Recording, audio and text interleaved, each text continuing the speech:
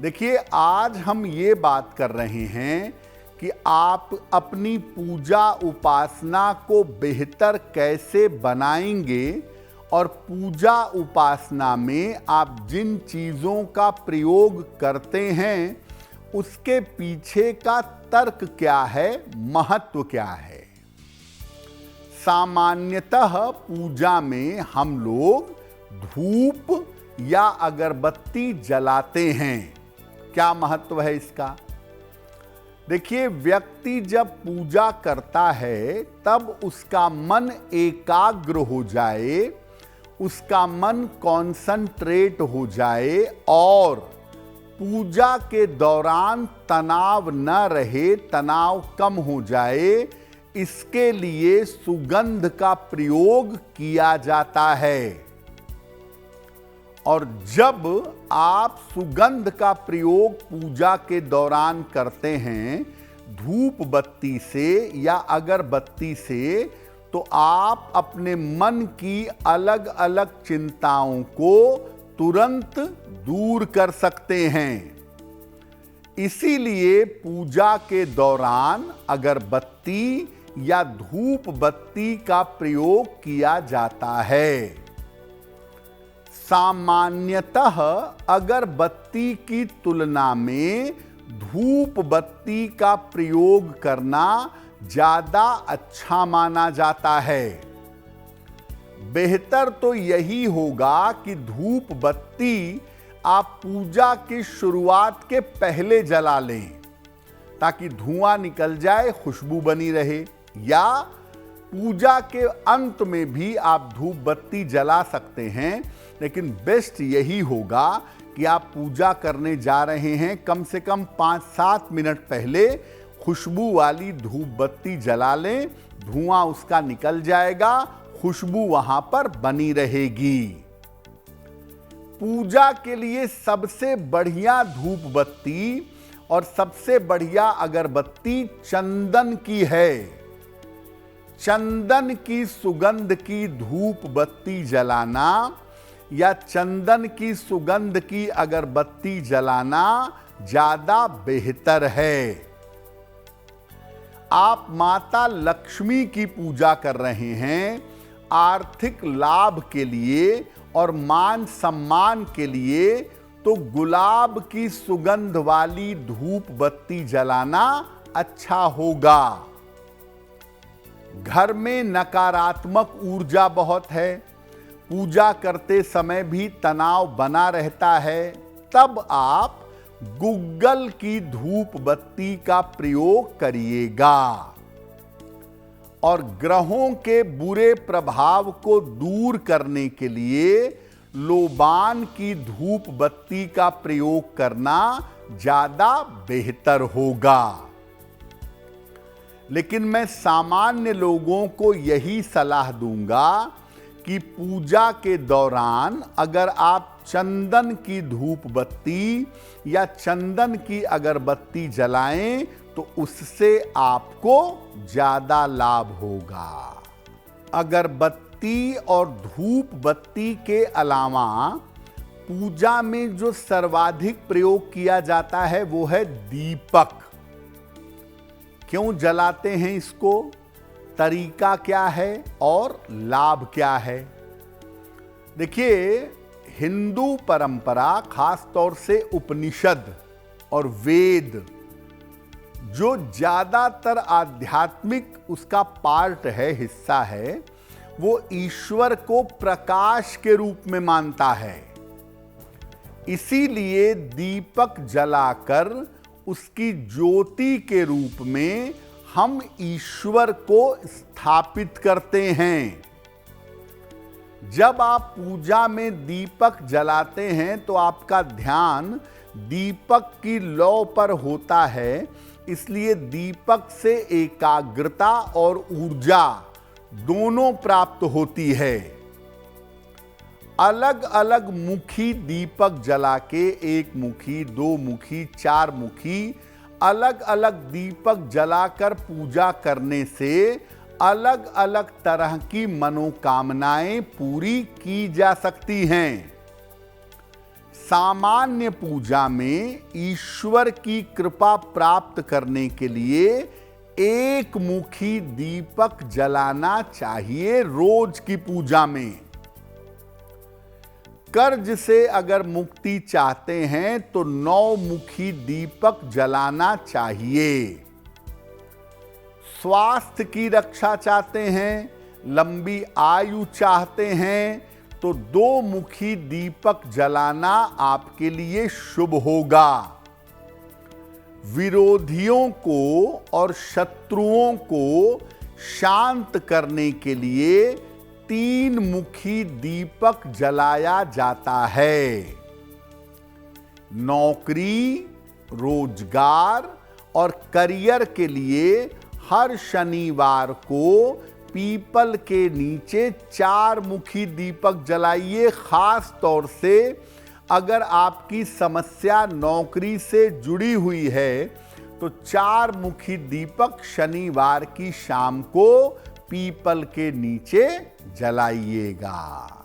सामान्यतः पूजा उपासना में लोग भोग लगाते हैं, फलों का, मिठाइयों का, या बहुत सारे लोग ड्राई फ्रूट्स का भोग लगाते हैं। भोग लगाना नॉर्मली लोग जरूरी समझते हैं।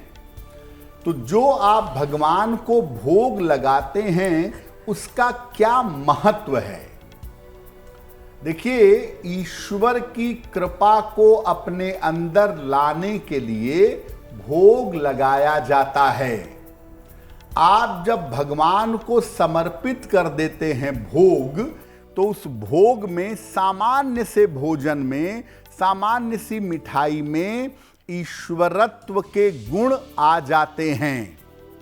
इसीलिए ईश्वर की कृपा अपने अंदर लाने के लिए भोग लगाया जाता है और ग्रहण किया जाता है।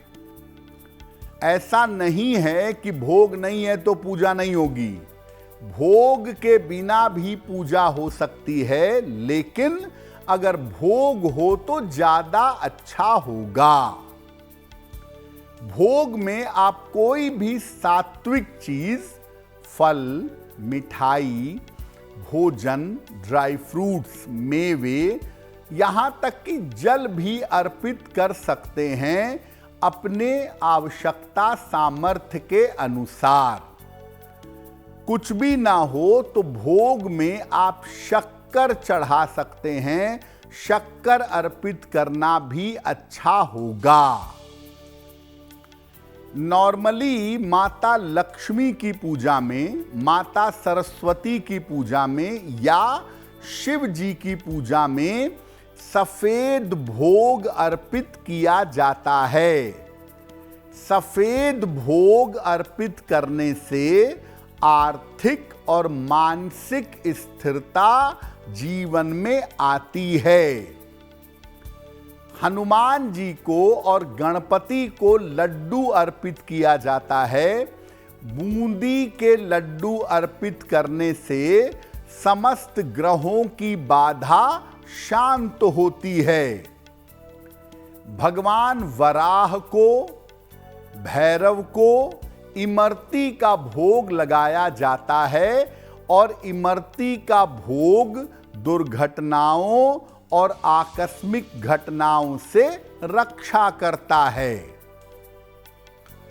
पंचामृत का भोग लगभग सभी देवी देवताओं को लगाते हैं। खास तौर से भगवान विष्णु और उनके अवतार और भगवान शिव, इनको पंचामृत अर्पित किया जाता है।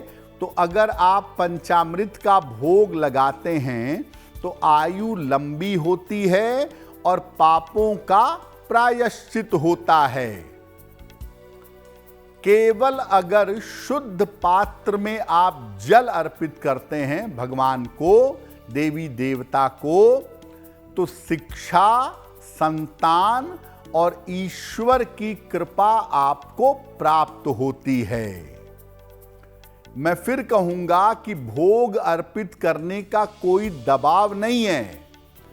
अपनी सामर्थ्य के अनुसार आप भगवान को भोग अर्पित करें और उसको श्रद्धा पूर्वक, प्रेम पूर्वक प्रसाद के रूप में ग्रहण करें। देखिए, सामान्यतः पूजा में फूल अर्पित करते ही हैं हम, चाहे 1 करें चाहे 10 करें। कोई बहुत अच्छा फूल नहीं मिला तो नॉर्मल फूल अपने बगिया से ही ले आके भगवान को चढ़ा देते हैं।